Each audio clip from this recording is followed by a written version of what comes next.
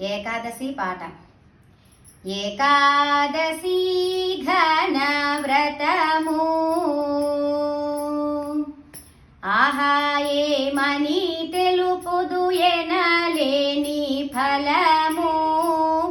ఏకాదశి ఘన వ్రతము మున్నోరు మాంగదుడు ఆయంబరీషుడు చెన్నలరా భీష్ముడు చేసిన వ్రతము. చెన్నలరా భీష్ముడు చేసిన వ్రతము. ఏకా